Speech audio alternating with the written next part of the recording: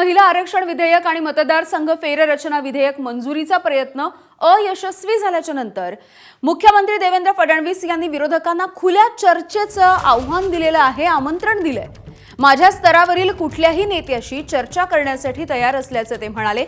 मुख्यमंत्र्यांचं आव्हान विरोधकांनी देखील स्वीकारलं खरं, पण आता राजकारण लेव्हलपर्यंत येऊन पोहोचलंय। विरोधकांमधून मुख्यमंत्र्यांच्या लेव्हलचं कोण चर्चा करणार यावरून आता टीका टिप्पणी सुरू झाली आहे। अरुण जेटली यांच्या पातळीचा माणूस तुमच्या पक्षामध्ये उरला नाही, लेव्हलबद्दल तुम्ही काय बोलता असा टोला आता उद्धव ठाकरे यांनी देखील लगावलाय।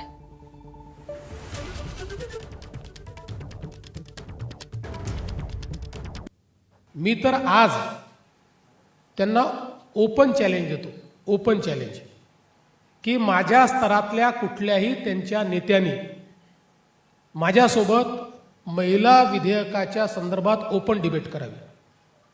ओपन डिबेट की याच्यामध्ये काय चूक आहे, या पद्धतीत काय चूक आहे, याच्यावर ओपन डिबेट करावी। ते करणार नाहीत, करू शकत नाहीत।